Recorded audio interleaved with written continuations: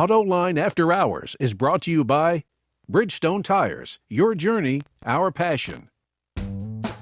This is Autoline After Hours with John McElroy, episode 278 for March 13th of 2015. From Z06 to Z0 what? Watch Autoline After Hours live at Autoline.tv every Thursday at 3 p.m. Eastern Time. That's 12 p.m. Pacific or 19 hours GMT. You can subscribe to this podcast for free by searching for Autoline in iTunes, Stitcher, or YouTube. Gary, good to see you again. John, good seeing you. Last week you were in Geneva. Right. We'll talk about that a little later. And we will talk a little bit about that later. This is the most international show because when you were in Geneva, we had a Jeep built in Italy in the studio.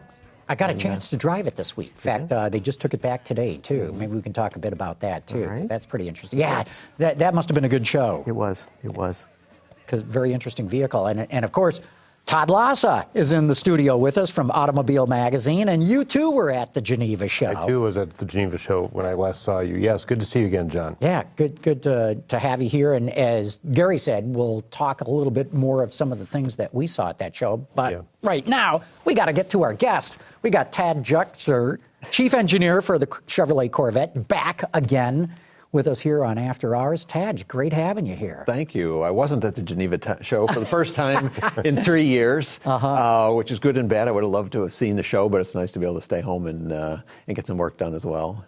Yeah, and we should mention we've got a Z06 here in the studio with us. A Z06 convertible. Convertible, no less. Right. So, there was only one Z06 convertible ever built before this version came out in 1963 when the Z06 was first offered, and we built a handful. Only one of them was a convertible, very valuable car today. And so for 2015 with the Z06, we're bringing it back. You built one? There was just one car, period? Single car. Wow. Per customer. This thing's pretty cool, and I love having these cars in the studio because, of course, you can just look out at them and have all kinds of questions. And this has got all kinds of aerodynamic add-ons to it, and yet there's another step up from what you've got here on the floor today, right? Yes, we actually have the standard Z06 here, and there's actually 3 levels of aerodynamics. And it's the same, whether it's a coupe or convertible. In fact, all the performance options, you can get all of them on either the coupe or convertible, your choice. So we're showing the standard aerodynamic package here. As you go up, you get more aggressive front splitters, you get a more aggressive rear spoiler, and then what we call a level 3, the top package, which comes with our Z07. So that's the Pilot Sport Cup tires and ceramic brakes. Then you get giant end caps on the end of the front splitter, makes it look like a military aircraft. And then what we call a clear bridge wicker, which actually bolts onto the back end of the car, has slots in it that customers can adjust to fine-tune the handling of the car the way they like it for any particular track. So this is a 650 horsepower car in its convertible. How did you do that without making it like a shake, rattle, and roll vehicle? Well, from inception, we knew it was going to be a convertible. In the previous generation car, the 6th generation car, as you know, the Z06 was a fixed roof only, manual transmission only. And one thing we've learned is denying customers what they want is a bad business strategy. People want what they want, so we heard a lot of questions. Why can't I get an automatic? My spouse and I can't agree on manual or automatic. Why can't I get a convertible? I want the best of best. I want all the performance, but I also want the full open air experience. So from the inception on the 7th generation car, we said, you know what, we're going to offer it all. Mix and match however you want. And so really, this car that you see here today, even though we introduced it more than a year after we introduced the car, this was the car we had to engineer the rest of the body structure to. So the Z06 high track load. So you started with this design. This one, but even it's though the last car one. out. Yes, exactly. So you have to have very good kind of forward thinking. You have to project what the loads are going to be on track, even for a convertible version, and then bake that into your structural design. That way you can the coupe is relatively straightforward. It just gets that much better because you've designed it for open air from the beginning. Well, and Tad, some of the purists are a little bit up in arms about this being a convertible Z06. So what's the difference in weight between the new Z06 coupe and the Z06 convertible? Okay, it's about 60 pounds for the convertible, and it all has to do with the folding hardtop. We now have a one-button top, so all the power, hydraulics, electronics, control systems, that's 60 pounds. Whether it's a Stingray or a Z06, it's the same 60-pound difference. You know what I like about this rear wing that you've got is it's got like a little wicker bill with screws, so you can take it off. So if I bought this base one and I went, I need more wing, could I go out and buy the extra parts and just bolt them on? Yes, you can buy all the accessories. You can buy the front splitter, you can buy the rocker extensions, you can buy the more aggressive wickers, you can buy the bridge piece I was talking about, and it's an easy bolt on. One of the reasons we do it the way we do it is because this car still has really good luggage volume, and we really want to preserve the car's bandwidth. So yeah, you can go hammer on the track, it's awesomely capable on the track, but then you also want to go on a cross-country drive and you want to bring all your luggage. So we really want to make the car easy to use in a lot of things. So that's why we stepped away from the idea of doing a giant wing like you see on race cars.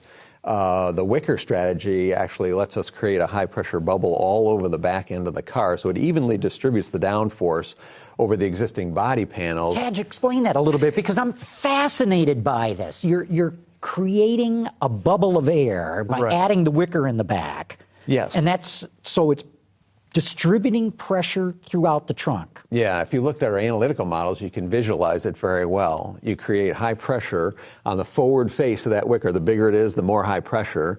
The bigger that bubble is, the farther forward it actually extends, so it covers a greater area of the back of the car. So even a small change in pressure over that larger area creates a lot of downforce.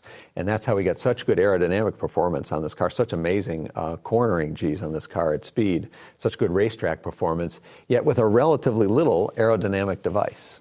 So do you get a different rear wing if you get a different Z06 package with it, or is that the only wing? That's what I was talking about. The top level, the level 3 package comes with the Z07, so that's like the most hardcore package. So you get the Pilot Sport Cup tires, which are basically It's barely really a street track legal. car. It's really for people who want to track You're not their going to car. put luggage in the trunk of that, therefore the liftover.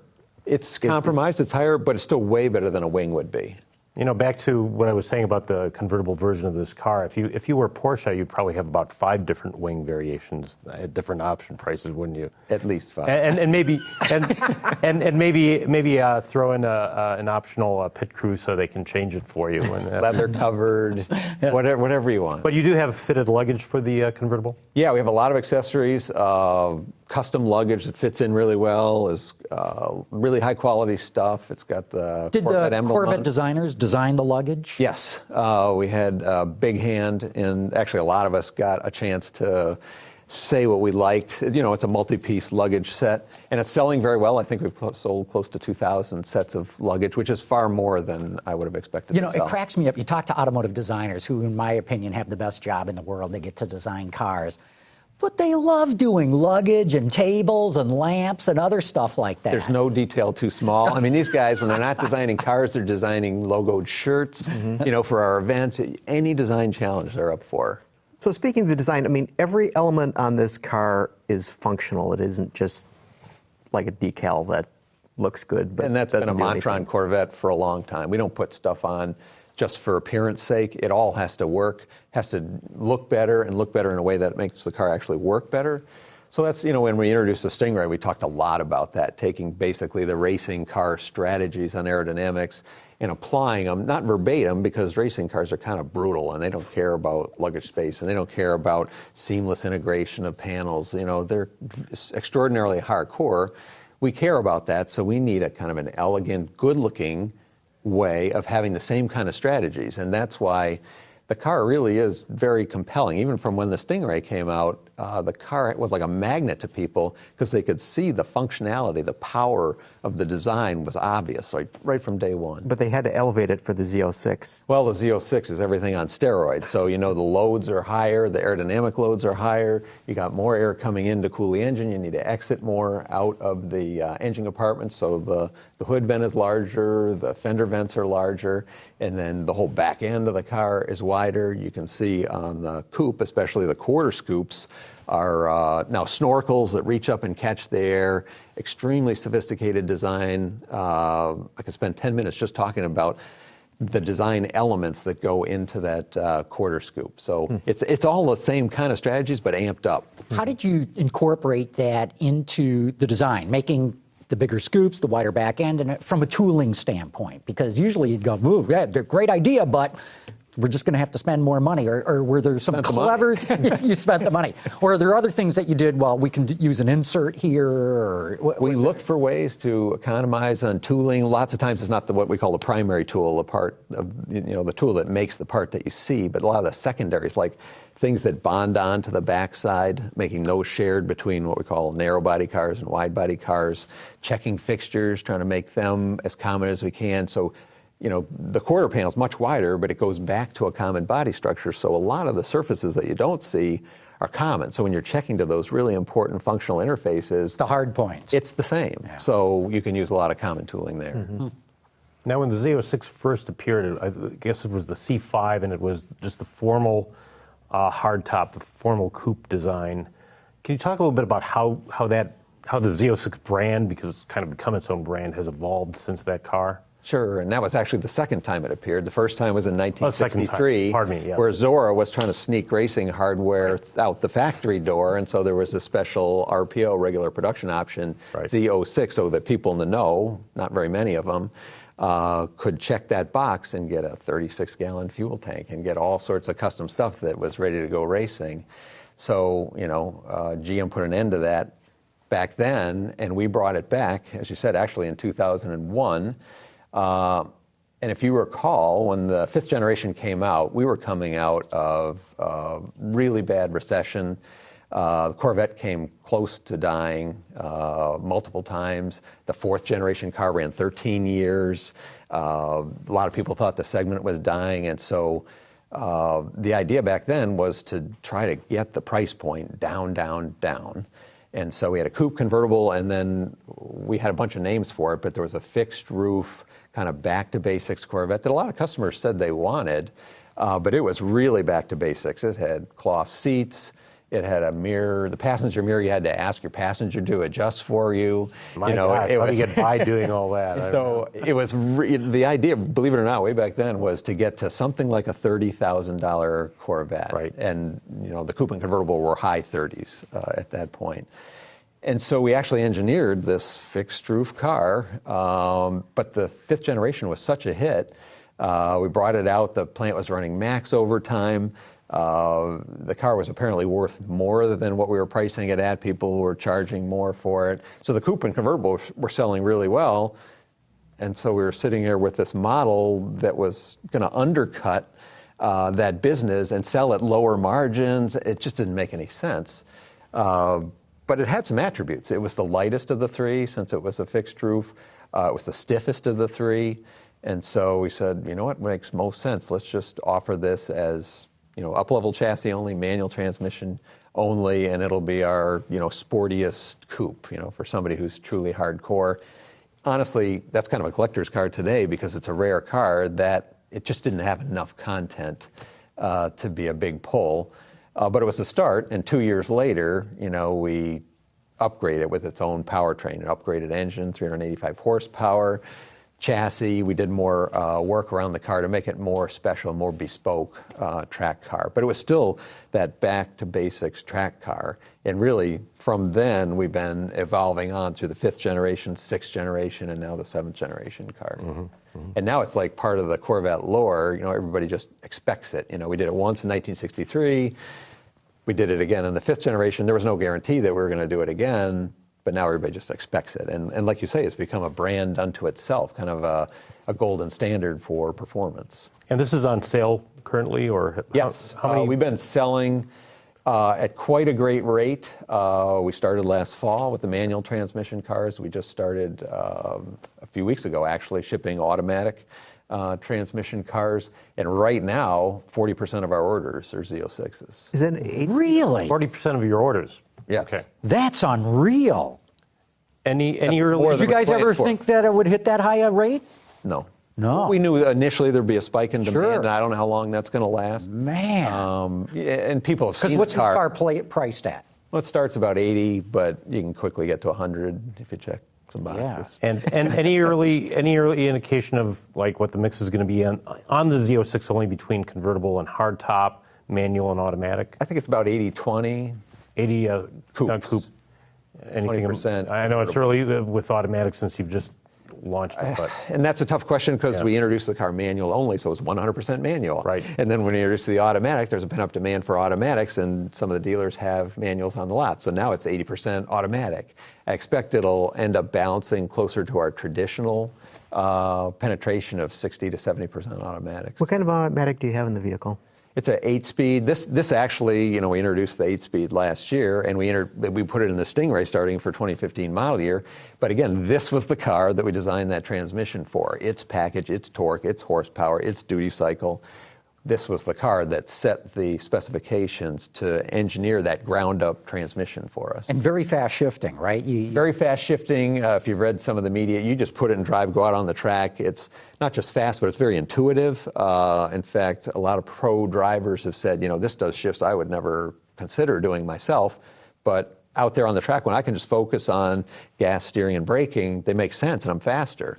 So we're getting pretty good marks for the way the transmission behaves. Where do you think that's all going to go? Because the automatics are getting so good. We're seeing some storied brands like Ferrari and all walking away from manuals altogether. And I tell people it's not a question of if, it's when, right? Eventually, manual. If you think about if it was the other way, where we started with automatic transmissions, and then some guy came in and said, I have an idea. Let's do a transmission where you move this big lever, and I put a third pedal down there, and you step on it to disconnect the engine from the trans, and then you move the lever. And if you brought that idea into a world that was filled with automatics, people would say you're insane. You'd never sell any of those. as long as he said it's a small lever, I would still be.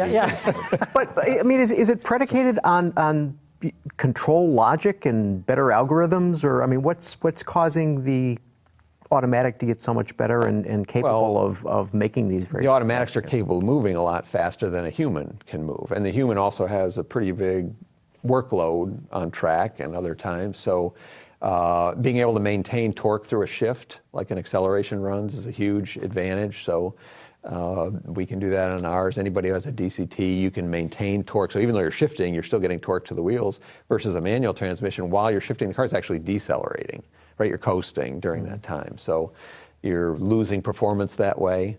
So I think the days of the manual transmission are numbered. We're proud to be still offering, you know, 2 world-class transmissions, a 7-speed rev matching manual for people who really like that driving experience. Me, myself, it's, you know, more engaging. It's part of the driving experience. It's part of the fun. I prefer it. And we got plenty of customers right now say, I don't really care. I don't get every 1/10 of a second out of the performance anyway. It's my fun car. I got 3 other cars. This is my fun car. Why do I want to just stick it in D? Yeah. You know, so right now we're in that transition period where we still have a lot of hardcore people. You know, we're one of the only games in town What left. kind of cracks me up is the U.S. market might be the last bastion when the dust settles of getting a manual transmission in a performance car. It could be. And who would have ever thought that? Yeah, the only reason BMW still offers it in an M5. But so this is a traditional torque converter. You would call it. Yeah. Torque converter. Was there any discussion, or did you do any work on a DCT for this? Did you consider that? And what did you see the advantage to this transmission being for this, this sort of car? Yeah, the natural question, and most customers say, well, why didn't you use a DCT? What they really want is a very quick, very responsive transmission. That's what they want, because that DCT has become synonymous with paddle shifting, instantaneous shifts. Right. We looked at a DCT. There's no existing DCT in the world that can take 650 foot-pounds of torque and fit in our architecture where we have the transmission package in the back. So it was going to be a new design from scratch. So we could have said, well, let's design a DCT from scratch.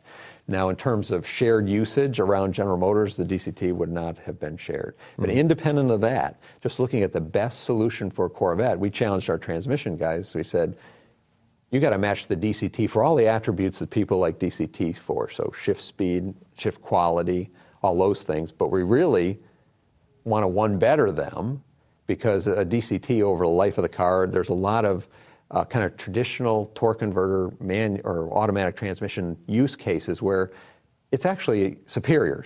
Traffic, you know, moving around in traffic, it's much smoother, slicker. It's a torsional damper.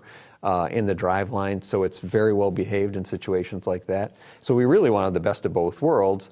And then kind of the icing on the cake was the fact that we have cylinder deactivation in this car. When you take a V8 and run it in V4, the crankshaft is no longer spinning smoothly.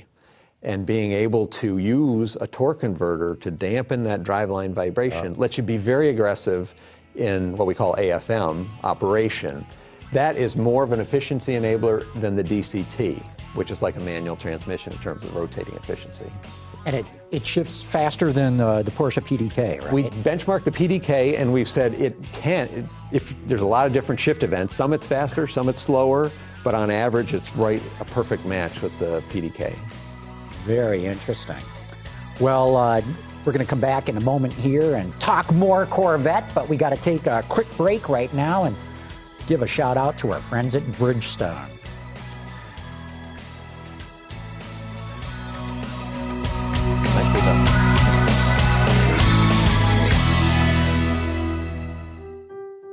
If you want to make things that move better, just talk to one of our scientists. They'll show you a special glue we've developed that bonds metal to plastic. And that makes the things you're trying to move lighter. The less weight, the less energy. And what you save can be used for speed, for efficiency, or just for fun. This is the human element at work. Dow. Well, clearly that was not Bridgestone, and that's my fault for not reading my show notes, and we want to thank Dow. We'll get to Bridgestone later in the show. Hey, we've got a whole bunch of questions here, Taj, from the audience. Speedy Sticks tweeted this in, says, why didn't the Corvette body ever make it big in NHRA funny car competition? Can you see it returning to NHRA funny car? I think it's unlikely. You know, we do endurance racing with our car. That's the closest crossover, you know, to a performance sports car in terms of track to street technology. Drag racing is really fun. It's really cool. It's less tied into improving the breed from a sports car standpoint. Within the Chevrolet portfolio, it's more of a muscle car, more of a Camaro domain than really for us. Yeah.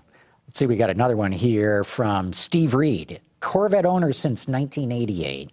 Says, why was the C7 Z06 1.4 seconds slower around Willow Springs than the GTR Nismo? If all-wheel drive is such a performance advantage, any chance we might see it in a future Corvette?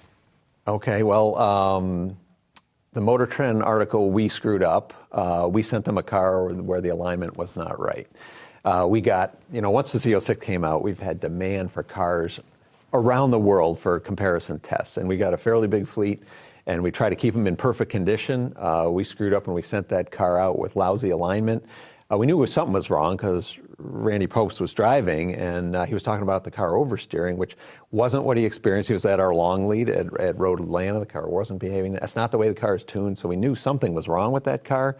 We got it back and confirmed, yep, the suspension was way out of alignment. So that might not have made up the whole difference, but we actually did go out to Willow Springs and check the car out for ourselves. As it happened, while we were out there, Motor Trend was out there testing some other vehicles after we had fixed the car, and we kind of played around with some of the chassis tuning and so forth to understand, because we had never been to that track.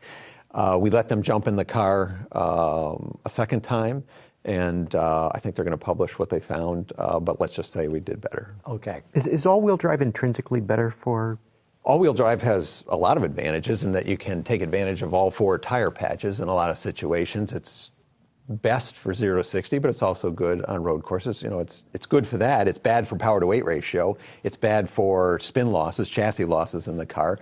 So it's a balance. For our car, we've looked at all-wheel drive. Our engine is so low that the crank throws are right down on the ground line. So the solution that most people use for all-wheel drive is to run a prop shaft back through the oil pan to get out to power the front wheels. Our engine is so low, there's nobody who has a V8 under a hood as low as ours. There's no room to run that prop shaft. So we kind of had to decide, what are we going to be? What are we going to optimize around? If you do all-wheel drive, you compromise the whole architecture. and for that all-wheel drive. So we're really a point solution for front-engine V8, rear-wheel drive, efficient open air. I mean, that is our formula that we've been fine-tuning for generation after generation. Here's another question that I would have asked if Jeff Taylor hadn't asked it. And he says, I'd like to ask Mr. Juchter, if given carte blanche in creating a new super Corvette, would it be rear mid-engine versus the current front mid-engine? I don't know what carte blanche means. It's easy to do a car with no budgets. You know, if you can just spend whatever you want, charge whatever you want. The current car, and people ask me all the time, you know, why didn't you go mid-engine? And we've talked about it public. We looked at mid-engine as an alternative to this for the 7th generation car, and we've always said when the whole car gets better, it's almost like the all-wheel drive question. When the whole car gets better as a mid-engine architecture, we would do it. Mid-engine requires a lot of compromises. You look at the elite race programs around the world, they're all mid-engine. So purely performance, if all you care is purely performance, then it makes sense to put the engine on the back. If you're still talking about a car that's going to be used as a daily driver, a long-distance tour, as well as on the track, and you want the car to be handled very benignly on the track and have accessible performance, there's a whole bunch of other things that come into what is the optimum. And you look at Ferrari. Ferrari does a 458, now 488, that's mid-engine. But you go up from there, and they do a front-engine V8 car. So there's attributes for... Well, Ferrari's got several models. Right, they Should go Corvette. Ford's coming out with the GT. You know, do you need to be able to say, yeah, we can do that If too? somebody wants to throw billions of dollars at me, we'll do multiple You'll be models. glad We'll to- cover the whole range. It sounds like Padge is disclaiming all the rumors, obviously, and there was a TV show last week that had some Chevrolet supposedly future stuff shown. Do you know the show? I can't recall. It's something that nobody's seen. Basically, it's on one of the. I think it's on NBC Sports or something like that. Cable access. The interwebs have gone wild with speculation that what they showed was this alleged Corvette Duntov or Arcus, whatever they call it. Zora, right. sorry. Rumor of the Zora. The Zora. Well, I'll have to check that out because I know no such car exists. Well, and frankly, and I know you're not going to See what you're supposed to be engineering. Frankly, I think if such a car exists, it belongs to another division. Is my speculation. Oh, but interesting spec. I think so. Yeah. Yeah. For sure.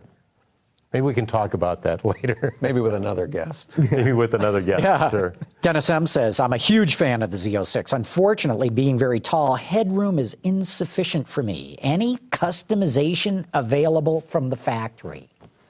Not from the factory. It doesn't say how tall he is. No, he doesn't. But I've seen, just not from the factory. I've seen people modify their cars, lower the seats. I've even seen people remove the seat and just put pads around the interior, custom fit to them. We kind of have to shoot for the middle of the market. Corvette's a high volume car. And so the tail ends of the distribution, people kind of, you know, I hear this all the time from extra large people and extra small people that the car doesn't fit them just right. So we're trying to make sure the car appeals to as many people as possible. And we'd like to fit, you know, people who are 6'8", 6'10" in the car, but that means raising the roof. It means raising the center of gravity of the car, increasing the frontal area. You know, there's all these downsides to just putting additional room in the car. So we try to shoot to all the way to 99th percentile. We try to do, you know, 1% to 99th percentile. Try to make people as happy as possible. But then there's some that we just don't fit in. Yeah. And we are sorry because there's a lot of pro athletes. They're big people with lots of money, and we'd love to take their money. Yeah. Multiple times. Hey, we've got a phone call here, and so, Ben, let's bring that one in. Hi, this is George from Sunnyvale, California. Rule number one for great sports cars is that they be light and nimble. The C6 Z06 is a great example of this. Unfortunately, the C7 Z06 does not follow the same design philosophy and is 350 pounds heavier. There should not be a convertible or open roof version of the Z06 so that frame can be light as it was in the C6. There are better ways to improve gas mileage in a sports car than cylinder deactivation, which adds too much weight and reduces maximum engine RPM. Now we hear the C7 Z06 runs hot and reduces power after only 4 laps on the track, a problem the C6 Z06 never had. Please tell us that the C8 design philosophy will get back to rule number 1. Thank you. Thanks for the call. Okay, well, you covered a lot of ground there. What I can tell you is that talking about future product is prohibited. I'd get fired if I talk about future product. Obviously, and I've said before, our first thought for the Z06 was we wanted to replicate the LS7. That's the engine he's talking about. So high revving, small block V8. You know, we did a 427, a 7-liter engine. Obviously, putting a supercharger adds mass, but and doing direct injection, variable valve timing on that formula seemed like the right answer, and I was right there. That's what I thought. That's what I assumed from the beginning we would do. But technologically, it did not turn out to be the right solution. We couldn't get any more power out of that engine than we were getting out of the 505 horsepower LS7 previously. The new requirements for emissions, our own internal durability requirements, a host of other issues came up that we couldn't just apply that formula and get a significant performance advance. I really wanted to do it. At some point in the future, would we like to have that, purest car, that a Z06 has kind of come to be expected, pure race car expression? Yeah, I'd love to do that. And when technology allows us to do it, we'll do it. Yeah.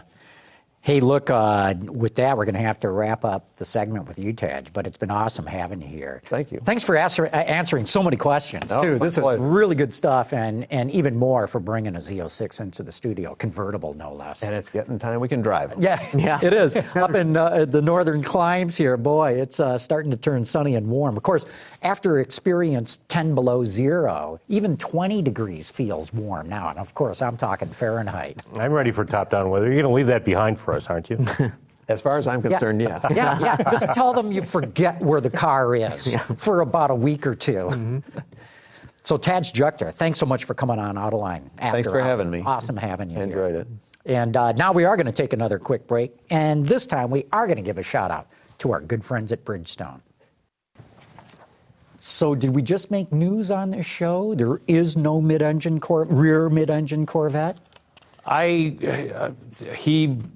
From my point of view, he looked very sincere, like he almost didn't know what we were talking about. And I really believe that it's going to be a Cadillac. Well, he said, we'll have to go back and parse the tape to get the exact quote, but I think he said, I know of no such car. And he rationalized why there wouldn't be one. Right. And therefore, if given that rationalization, it would seem surprising to me that it would even be a Cadillac, because, doesn't Cadillac need some volume?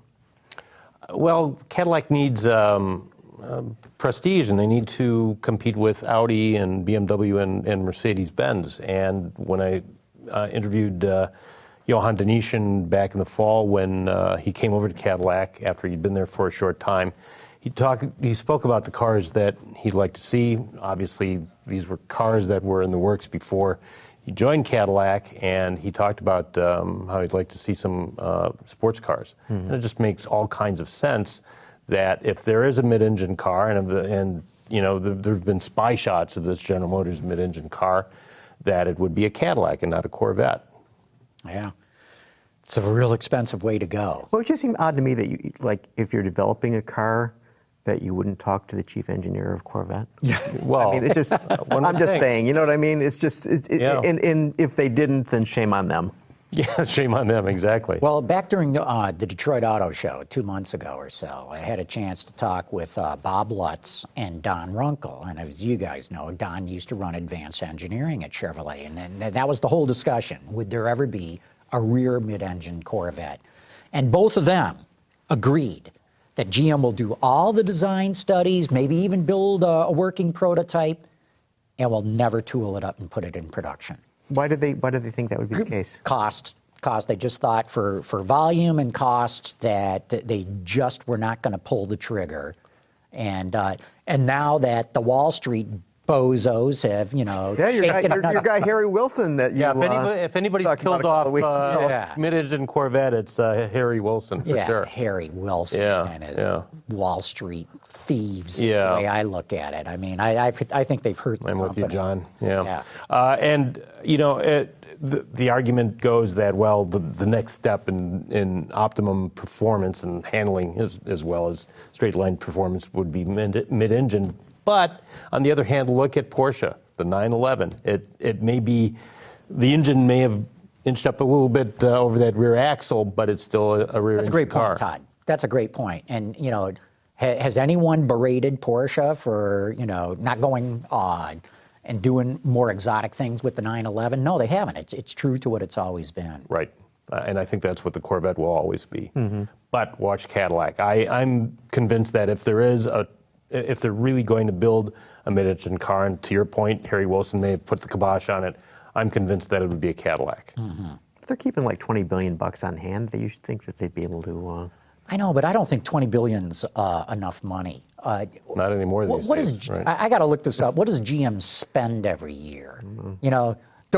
I like to see a business that's got enough cash on hand to run for the rest of the year. Right. And $20 billion, my guess would be about 2 months of cash for GM? No, but when they made that announcement, I mean, they sort of walked it through in terms of we've got this much for this much for this much for this, and this is a safe amount to have. So I don't think their burn Yeah, rate but would be what's such the that. UAW contract going to cost? What's the Department of Transportation fine for the ignition switch recall going to cost? And you never know what's going to happen in this business, and I don't know. I keep saying that when Alfred Sloan ran General Motors, and it was the revered Alfred Sloan, and he ran it brilliantly, and GM was considered the best investment going. It was blue chip. No one ever bought General Motors to make instant riches. You bought it because you got steady returns year after year. Well, and Wall Street was probably a lot different back Yeah. then, Yeah, too. well, Now yeah, you've it got, was. Nobody you've doesn't got buy all for these reason arbitrageurs but and instant riches. hedge fund managers, and they're all just out to make a killing year by year by year. And, it's... there is one thing we do know about the auto industry. There'll be another downturn. There'll be another Before the decade. 12 million or less a year before the yeah. decade's up. And GM and Ford and Fiat Chrysler and all the rest, Toyota, Daimler, have to be prepared for that. Right.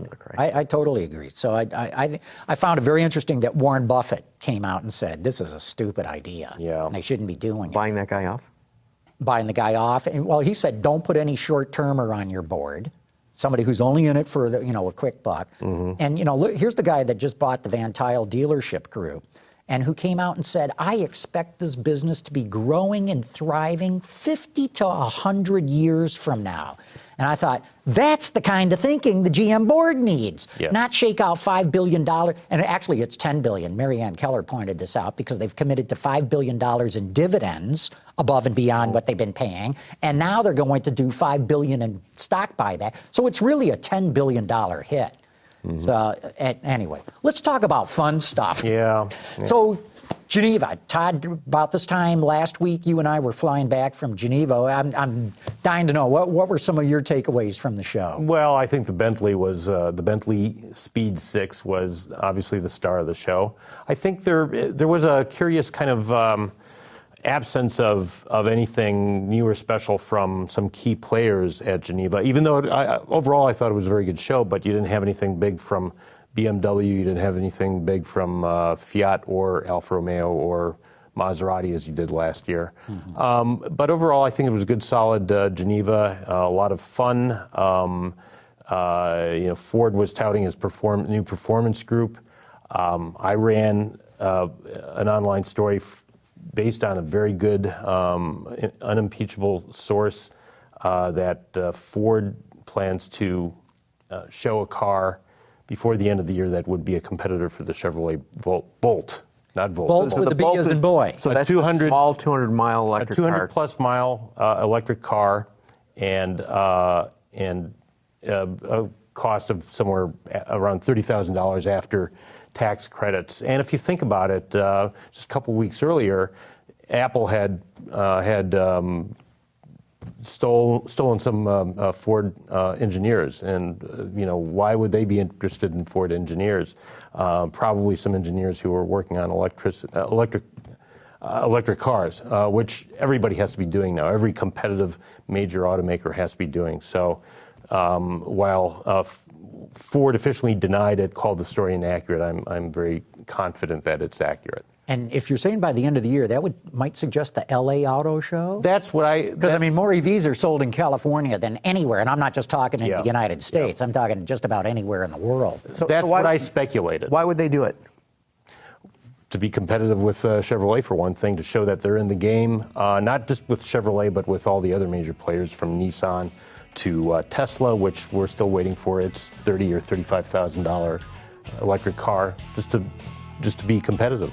Yeah, and not only that, don't forget there's a ZEV mandate, and you got to accumulate those zero-emission vehicle credits. So that's another reason, because the Ford Fusion electric, they don't sell a whole lot of those.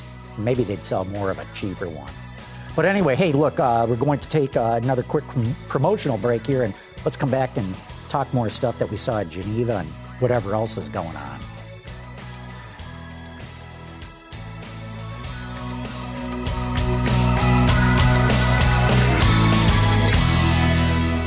You already know that you can listen to Autoline's Industry Insight in places like YouTube and Stitcher, but did you know that you can also listen to it live in your car? It's simple. Just pair your smartphone with your vehicle's Bluetooth connection or plug into the aux jack. Then navigate to Autoline.tv using your phone's browser. Find the show you want to hear and click play, just like you would on your computer. This is Autoline After Hours with John McElroy. It's that easy. Never be disconnected from Autoline's top-notch insider information with Autoline on the go. So we're talking about electric cars and maybe Ford coming with a competitor to the Bolt. What I thought was the most significant car at the Geneva show was this nano flow cell, Quant F and Quantino. And the reason I say that is they're powered by flow cells. So we know there's batteries, we know there's fuel cells, and then there's this thing called flow cells, which I know, Gary, you've talked a little bit about it because I still don't understand how it works. They run on liquid salt. Which gives it a 500-mile range. Well, they have a huge tank, a 95-gallon tank. But then after 500 miles, you need to refill the tank. And you do. There's two tanks. Two tanks, There's two tanks, two separate. A negative and a positive. Because you have this electrolytic solution. So so I'm more skeptical than John is on this whole thing. And I find it always skeptical when I find somebody who makes the announcement that the redox flow cell, which is the real name for these things, which is red for reduction, and then electron uptake and oxidation. That's what that whole thing means. So I looked into this because NASA invented this, right? So that's what they claim. Of course, I mean, if NASA invented it, it's got to be good. So, just as a public service, I went and looked to see what was really true. Tang, Teflon, Velcro, barcodes, quartz clocks, smoke detectors, cordless power tools, and MRI were not invented by NASA, just in case anybody was wondering.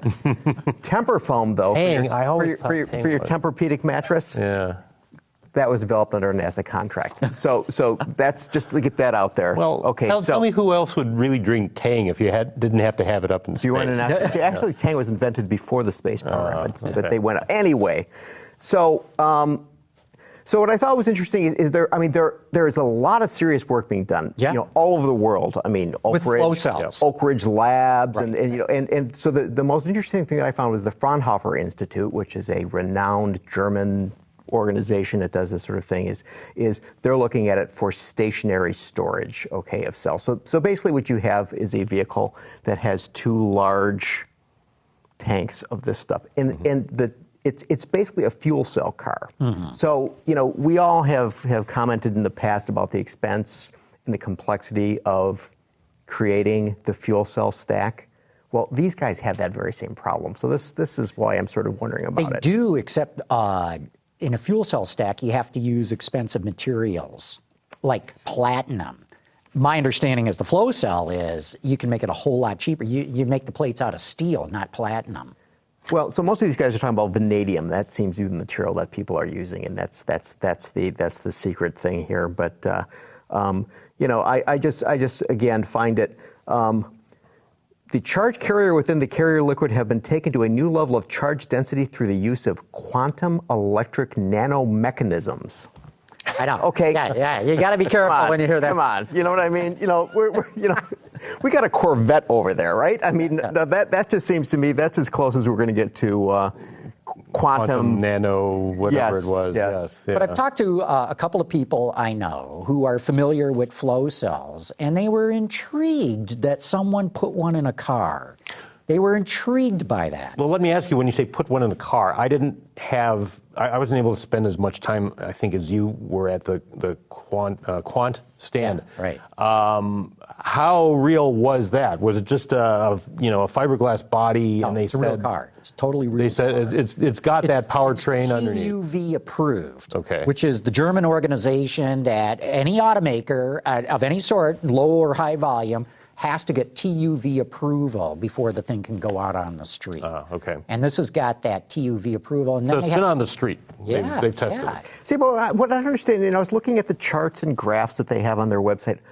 What happens to the fluid? I don't understand that, Gary. And I asked them that, and their English wasn't very good. Maybe it's a full loss system. And my German's non-existent. I mean, so basically, you have these two large tanks, Yeah. right? And then it goes through the nano cell, and then part of it goes into a supercapacitor. They're keeping some of the ionic energy there, and then they're taking some and then using it. So this is an electric car. It has 4 electric motors on it, and I'm just mystified as to what happens to all of this, I this asked liquid. them that, and and again, I don't speak German. Their English was reasonable, but not all that great, and I couldn't get that answer out of them.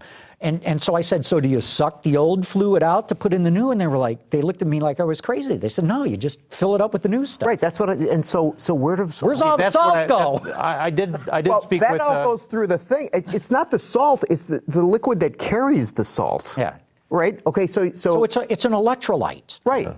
That's what it is. So- it's an electrolyte. So what my basic understanding is that basically you run this through the nano flow cell, and then you get the ionic action which creates the electricity. But the carrier medium, the liquid stuff, which is they claim is very benign. Let's say it is, right? But do they spill it on the ground? I mean, does it come out of the bottom of the car as you're driving? Because they're also making the point that you can refill this the same way you basically refill a vehicle, and then because they have the 2 tanks, they have 2 places to put the liquid in. Yeah. Because they're 2 different liquids. Yeah, it's one's charged positively, the other's charged Right. negatively. And I'm guessing that the flow cell process is you're getting electrons on the negative side to jump to the positive side, and that flow of electrons is your electricity, blah, blah, blah, and then that makes the car go. But yeah, I got to learn more about where's the fluid go? Yeah, so where's the fluid go? And then we think we have problems with electric cars in terms of where you charge them. Where the hell are you going to get this? What is that fluid called again? It's ionic fluid. Yeah. No, you just charge the fluid. I mean, you literally get a tank and you plug it in, you zap electricity into this electrolyte, like any battery, which then holds it, and then you pour the liquid into the tank. But it takes a huge amount, like I said, 95 gallons.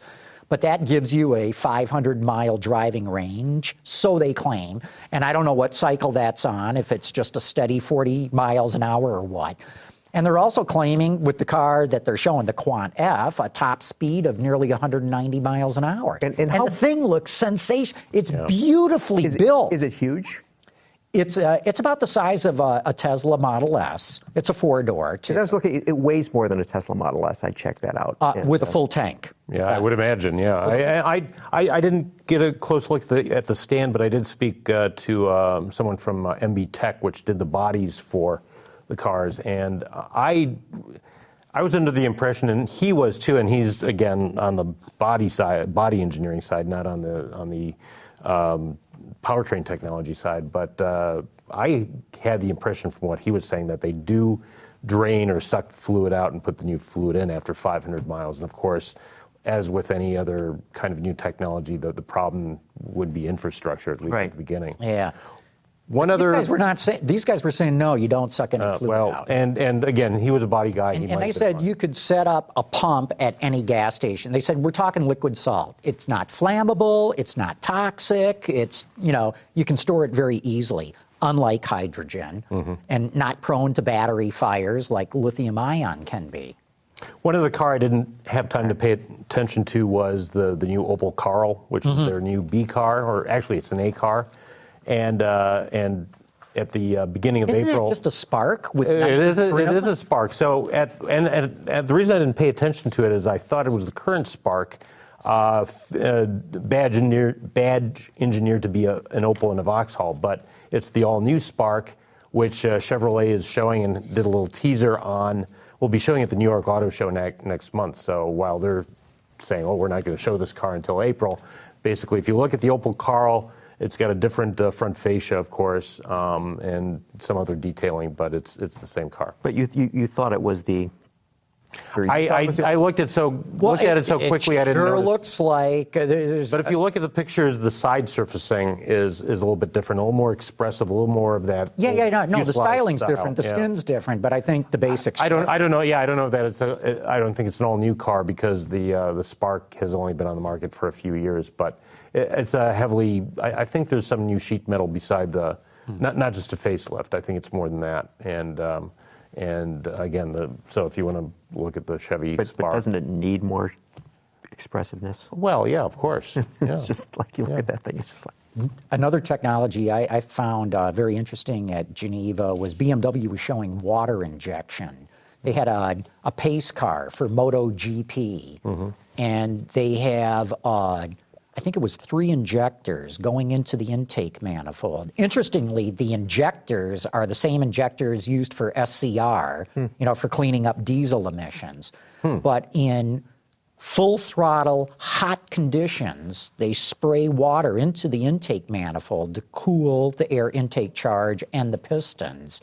And they say normally you'd just dump more fuel into the engine to cool it. But they're not doing it as a fuel efficiency move, even though it does help a little bit. They're doing it for pure power, and they're saying you can get 8 to 10% more power by going with this water injection. And I said, well, it's on a pace car. What's that mean? And they said, we're not saying anything. So they just showed it on that pace car. I saw Correct. the pace car there. It's for the, I forgot what European series, European touring car or something. MotoGP. MotoGP, okay. But obviously we'll be seeing something like that in production I before think too so. long.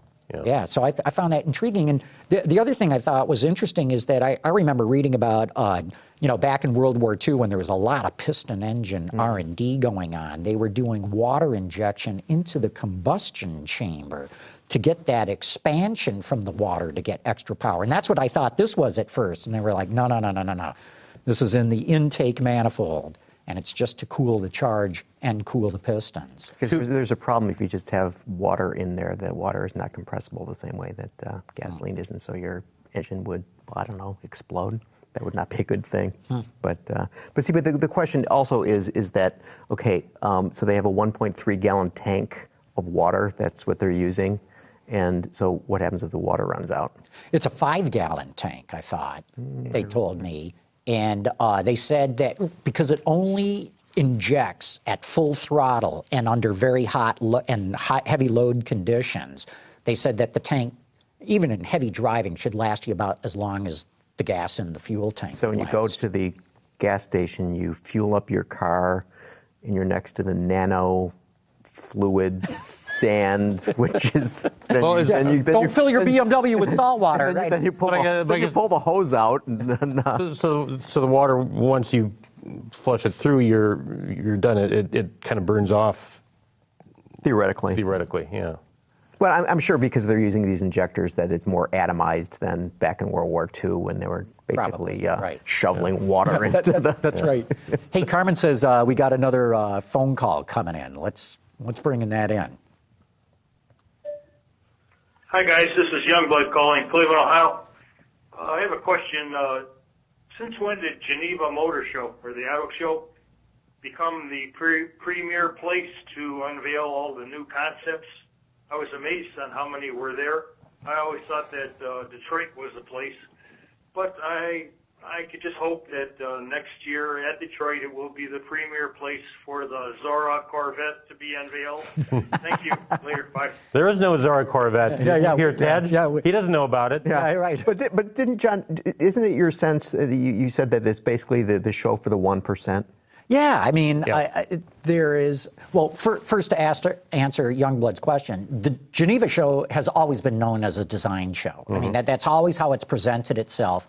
And it brings out every little low-volume, super expensive sports car maker that there is. Koenigsegg is a high-volume sports car maker at Geneva compared with many of the others. Seriously. And But it is kind of a one-percenter But show. so that's why all of these exotic concepts are shown, because right. it's, that's where the banks are, right? I mean, Yeah, it's well, and- Switzerland, for God's sake. And I we mean, should talk about, too, a couple of other brands. Aston Martin had 3 cars, including this, I forget the name of the big sport utility electric. It's an electric sport utility coupe, which in production will have 4 doors. It was a little bit awkward looking. To me, it looked so big, it reminded me of when GM did 2-door Coupe de Villes and Buick Electras in the early 1970s. It was that big compared with everything else on the stand. But it's supposed to appeal to, I guess, a younger and maybe skewing a little bit more female buyer. And Andy Palmer, the new CEO of Aston Martin, had them do that car very quickly. It was certainly the most controversial at the show, I think. So you're saying a giant, ill-proportioned Aston Martin electric vehicle that's like an SUV is a coupe SUV, is going to skew toward the female customer. Yeah, well, yes, and it's all. Did I mention it's all electric? It's obviously they're looking to expand. Fluids involved. I don't know. Yeah. Probably not. But it was kind of a funny looking. I don't know. What did you think of the Aston Martin? I'd agree with everything that you said. I thought it looked a little ungainly. I'm guessing they didn't want to give away what it might really look like, so they chopped the roof and made a coupe out of it. Well, and Andy But Palmer that ruined the proportions. It did, and Andy Palmer did have that thing done in 3 months. So yeah, He came on board and said, "I want an SUV." Right. Well, look, the whole world's going to SUVs, right? And How every does the luxury DX work brand. out? Unfortunately. Isn't that the 4-door coupe? Well, yeah, but apparently the BMW X6 is working out all right. So then there's the new Audi R8. I thought that was significant because it's a new R8. I thought it was a step backwards. I'll tell you what. Styling-wise. Oh, no question. And here's the problem. It has TT syndrome. The TT and R8 were both so new and different when both launched that the question is, what do you do for the second generation?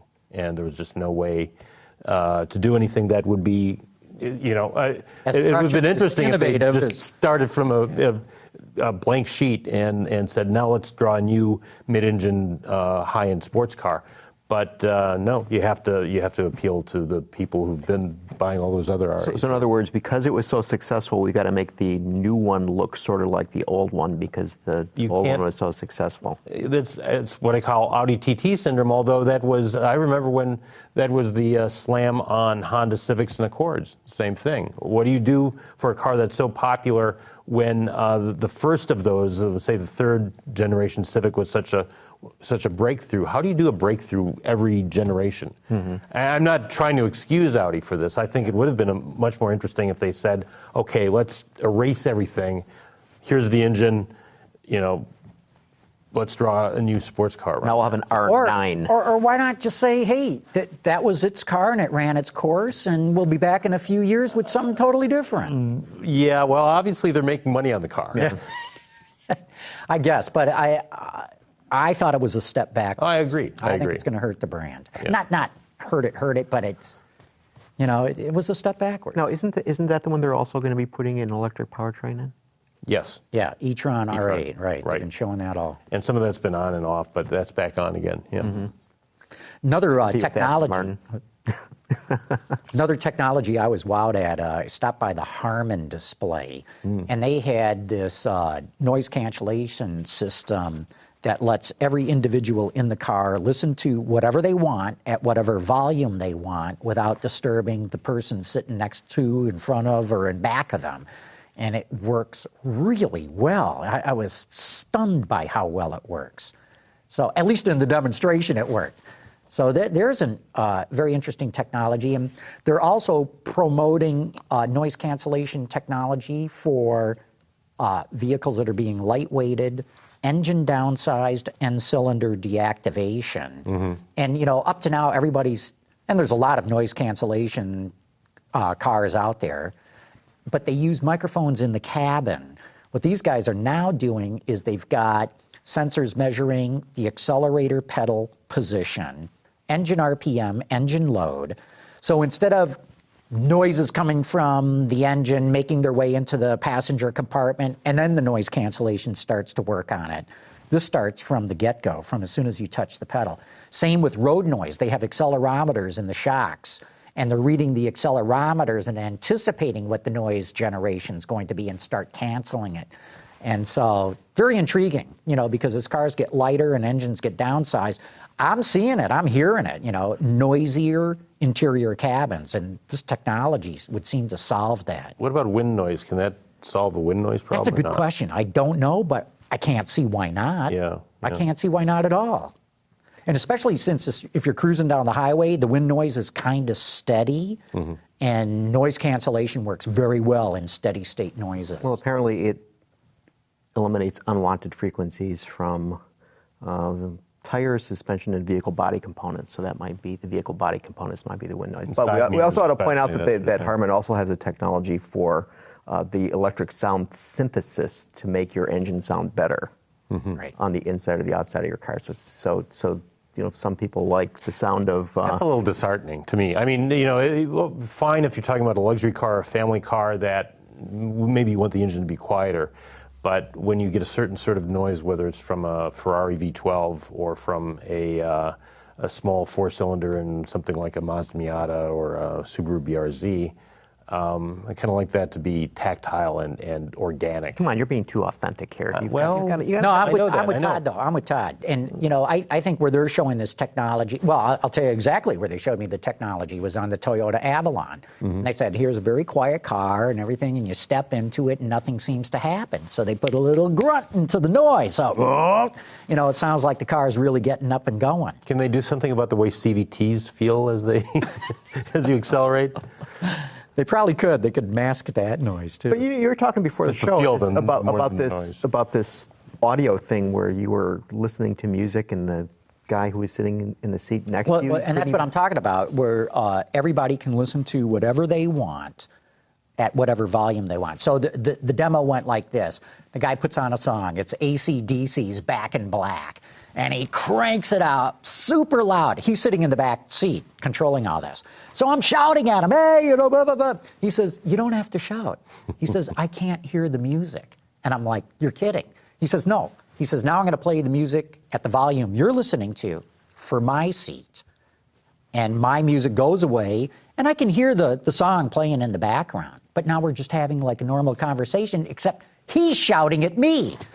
And so this is really wild stuff where everybody in the car can listen to whatever they want. So 4 positions, 4 people would be listening to different music and not different music, talking or whatever. Or if a phone call comes in, you take the phone call, you can have damn near a private conversation while everyone else has listened to Back in Black at 11. And again, I can't wait until they sell this to Boeing and Airbus. And, you know, in airplanes. Yeah. No more crying babies. No more crying babies. That bother you anymore. So, hey, looks like we're at the top of the hour here. So, man, there's still more stuff we could talk about, but Geneva always is a big show.